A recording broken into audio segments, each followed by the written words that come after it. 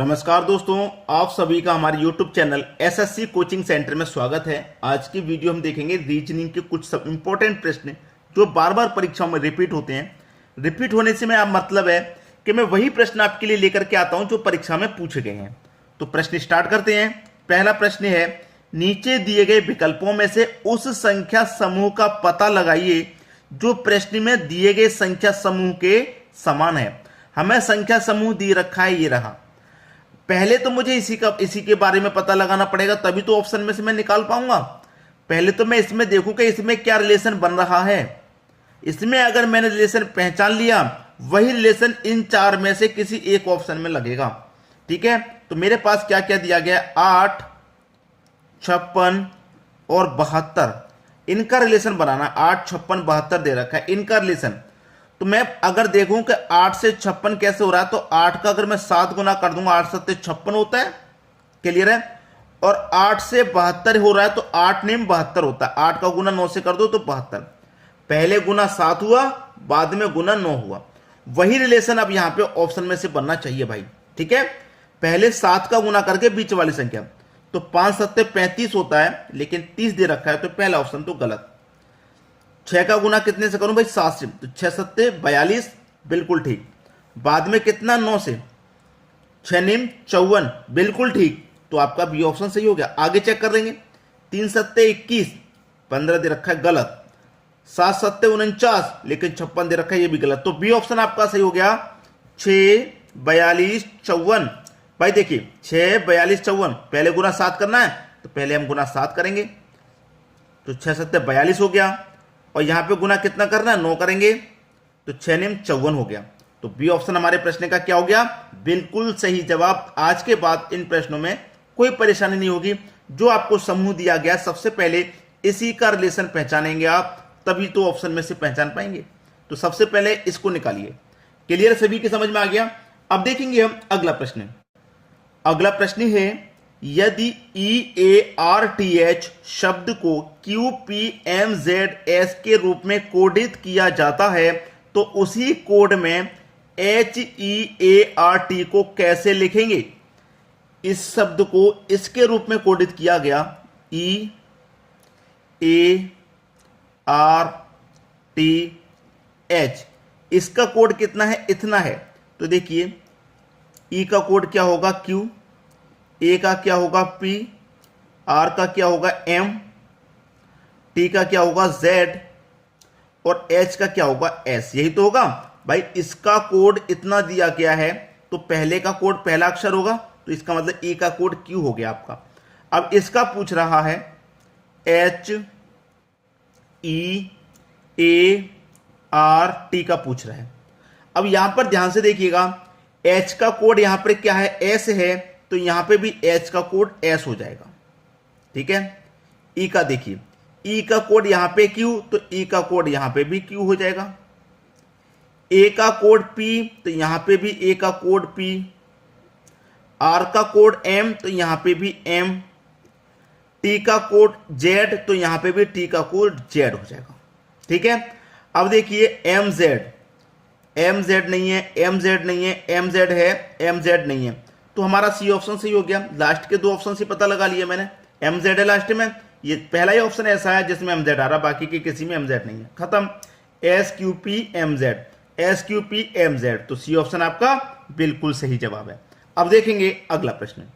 अगला प्रश्न है, नीचे दिए गए प्रश्न का सही बिनारेख बताओ। पुरुष पिता एडवोकेट।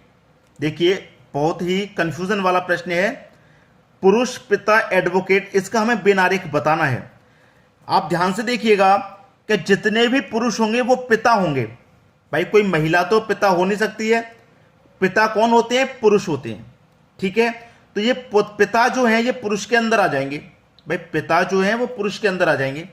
तो ये अगर मैं बना लूं डायग्राम पुरुष का, तो जितने भी पिता हैं ये पुरुष के अंदर आ जाएंगे। ठीक है, जितने भी पिता हैं वो पुरुष के अंदर आ जाएंगे। जितने भी पिता हैं वो पुरुष के अंदर आ जाएंगे। अब एडवोकेट, भाई जितने एडवोकेट हैं जरूरी नहीं है कि वो पुरुष ही हो, महिला भी एडवोकेट होती हैं। इसीलिए ये इनसे बाहर आएगा और ये पिता से टच में आएगा, क्योंकि कुछ पिता ऐसे होंगे जो एडवोकेट होंगे, होंगे कि नहीं होंगे? सभी पिता ऐसा नहीं है कि सभी हों, कुछ महिलाएं भी होती हैं। ये हो गया एडवोकेट का। कुछ पिता ऐसे होंगे, कुछ पुरुष ऐसे होंगे जो एडवोकेट होंगे। तो इस तरीके का इसका डायग्राम बनेगा। पहला ऑप्शन इसका सही आंसर हो गया। अगर आप इस तरीके से कर देते हैं कि पुरुष, पिता, एडवोकेट, तीनों को अलग अलग नहीं कर सकते, गलत। दो को जोड़ देते हैं कुछ बच्चे। दो को कैसे जोड़ देते हैं कि ये पुरुष हो गया, ये पिता हो गया, दोनों एक दूसरे से रिलेटेड है क्योंकि पिता पुरुष होते हैं, और एडवोकेट को अलग कर दो। भाई कुछ पिता भी तो एडवोकेट होंगे, होंगे कि नहीं होंगे? कुछ पुरुष एडवोकेट होंगे तो ये पुरुष के भी टच में है, कुछ पिता होंगे तो ये पिता के भी टच में है। इस तरीके से डायग्राम बनेगा। तो उम्मीद करूंगा सभी को प्रश्न अच्छे से समझ में आ गया। अब देख लेंगे हम अगला प्रश्न। अगला प्रश्न है, ए का भाई बी है। अच्छा प्रश्न। ए का भाई बी है। ए का कौन है? बी भाई है, लिख लिया। जिसकी इकलौती बहन सी है।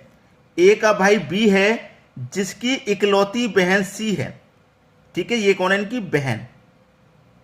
ठीक है, इसका मतलब दोनों भाई हैं, इन दोनों की इकलौती बहन सी है। सी है, सी जो है वह डी की मात्रा है। भाई कितना बढ़िया प्रश्न।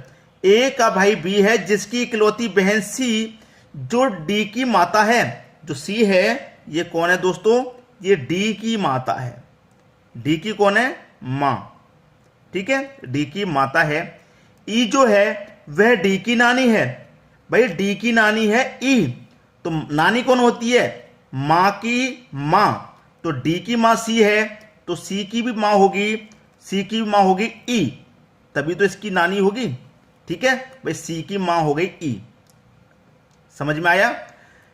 ए भाई है बी का, इकलौती बहन सी है। ठीक है, जो सी है वो डी की मां है, ई डी की नानी है, तो नानी कौन होती है? मां की मां, तो सी की मां ई हो गई। डी की नानी है। बी का ई से क्या संबंध है? बी का ई से, इस बी का इस ई से क्या संबंध है? देखिए, इसकी बहन ये है और बहन की ये कौन है? मां। जब बहन की मां है और ये दोनों भाई बहन है, जब बहन की मां है तो इसकी भी मां हो जाएगी, हो जाएगी कि नहीं? तो इसका मतलब बी सी का कौन ई का कौन लगेगा? पुत्र, और ये भी पुत्र लगेगा क्योंकि ये दोनों भाई हैं, तो इसकी भी ये मां है और इसकी मां, ये तो तीनों की मां हो गई ना, क्योंकि ये तीनों भाई बहन है, ये तीनों की मां हो गई, और ये दोनों इसके पुत्र हो गए, और ये कौन होगी? पुत्री। तो बी का ई से क्या संबंध है? जो बी है वो ई का कौन लगेगा? पुत्र लगेगा। सी ऑप्शन आपका सही जवाब हो गया। क्लियर सभी को? अब देखेंगे अगला प्रश्न। अगला प्रश्न है, दिए गए विकल्पों में से लुप्त अंक ज्ञात करें। देखिए, लुप्त अंक आपको देखना है, ये रहा। ठीक है, यहां पे कौन सी संख्या आएगी वो बताना है। अब यहां पे 6 है, यहां पे 8 है, तो यहां पे कौन सी संख्या आएगी ये बताना। सबसे पहले मैं यही देखूं कि यहां पे मेरा 6 का मतलब क्या है, यहां पे मेरा 6 क्यों है, कैसे आया है। ठीक है, 8 है, 8 क्यों है, कैसे आया है, उसी तरीके से तो मैं पता लगा पाऊंगा यहां पे क्वेश्चन मार्क वाली संख्या। तो सबसे पहले मैं इस 6 को देखूं, इसका क्या मतलब है, ये यहां पे कैसे आया। ऊपर है 12, 18 और 30। अगर मैं इस 6 से 12 में डिवाइड दूं, पूरा पूरा कट जाएगा। 18 में डिवाइड दूं, ये भी पूरा पूरा कट जाएगा। 30 में डिवाइड दूं, ये भी पूरा पूरा कट जाएगा। मेरा ये 6 है, इन तीनों को पूरा पूरा कटा रहा है, पूरे पूरा डिवाइड जा रहा है। 8 से भी डिवाइड देके देखूं, 16 में 2 बार में चला जाएगा। 8 चौके 32, ये भी कटेगा। 8 पंजे 40, ये भी कटेगा। तो 8 से ये तीनों संख्याएं कट रही हैं, 6 से भी ये तीनों कट रही हैं। तो यहां पे भी मैं कोई एक ऐसी संख्या ले लूं जो इन तीनों को कटा दे। अगर मैं 12 लूंगा तो 12 से 18 नहीं कटेगा, ये पहला ऑप्शन गलत। 18 ले लूंगा तो 18 से 27 नहीं कटेगा, ये भी गलत। 6 ले लूंगा, 6 से भी 27 नहीं कटेगा, ये भी गलत। 9 ले लूंगा तो 9 चौक 36, 9 दूने का 18, 9 त्रिका 27, तो 9 से ये तीनों ही संख्या डिवाइड हो रही हैं, तो यहां पे क्वेश्चन मार्क की जगह पे 9 आ जाएगा। प्रश्न चाहे आपको कितना भी कठिन लग रहा हो, मैं आपको उस तरीके से बताऊंगा, बिल्कुल आसान वाला तरीका। तो उम्मीद करूंगा सभी को प्रश्न समझ में आ गया। दोस्तों वीडियो पसंद आया लाइक करें, दोस्तों में शेयर करें, चैनल को सब्सक्राइब करें। ठीक है दोस्तों, धन्यवाद।